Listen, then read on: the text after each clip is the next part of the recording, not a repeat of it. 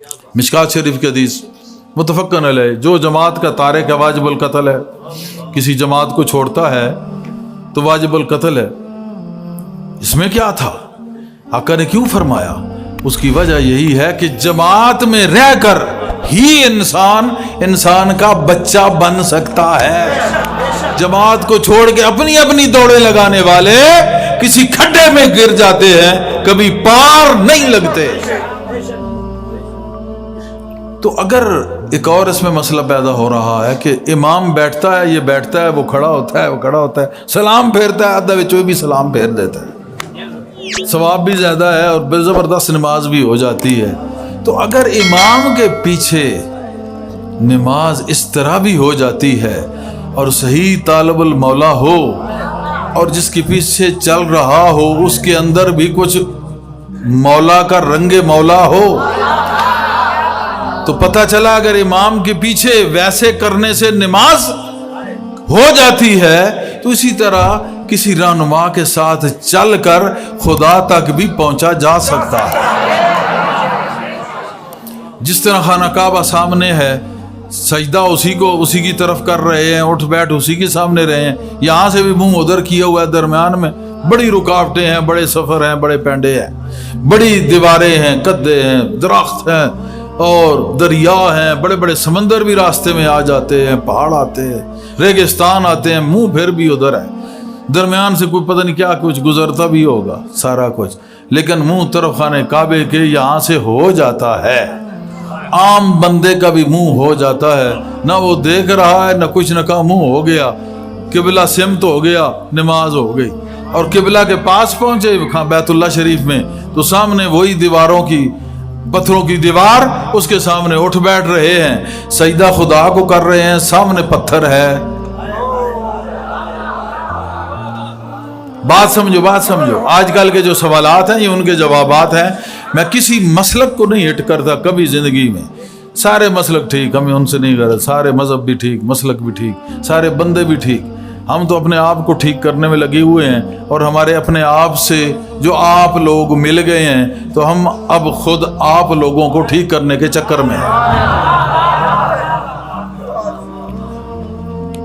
تو سامنے وہ پتھر ہے، سجدہ اس کو ہو رہا ہے سامنے، بظاہراً گرچہ سجدہ خدا کو ہو رہا ہے، تو اگر اس کا تصور کریں گے کہ سجدہ یہ خدا ہے تو وہ کفر ہے۔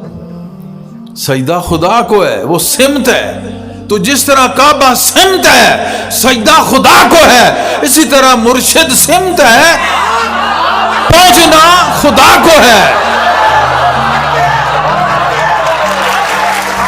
اگر سامنے بیت اللہ شریف کی 4 دیواریں یا وہ دوسرا اس کا حصہ بھی کر لیں تو سامنے وہ پتھر ہے، سامنے اس کے اٹھ بیٹھ رہے ہیں، رکوع قعود و سجود قیام سب کچھ اس کے سامنے ہے، اور اسی کی طرف سجدہ، اور اس کو دیکھنا بھی عبادت۔ اگلی مزیداری کی بات یہ ہے کہ بیت اللہ میں طواف سب سے بہتر ثواب، اس کے بعد اس کو دیکھنا ثواب، پھر نماز پڑھو یا قرآن شریف پڑھو جو بھی سارا ثواب، لیکن دیکھنا بھی ثواب۔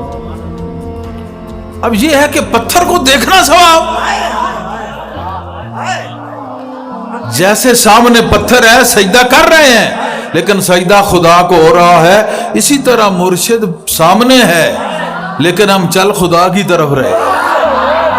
اگر پتھر کو مد نظر رکھ کے انبیاء اور رسول اللہ سجدہ خدا کو پہنچ رہا ہے، صحابہ کا، اہل بیت کا، اور آج تک کے مسلمانوں مومنین مسلمان کا سجدہ خدا کو پہنچ رہا ہے، پتھر سامنے ہے، تو اگر مرشد ہو تو اس کے ساتھ چل کے اس کو سامنے رکھ کے، وہ آئینہ ہے، اس میں جلوہ خدا کا ہے۔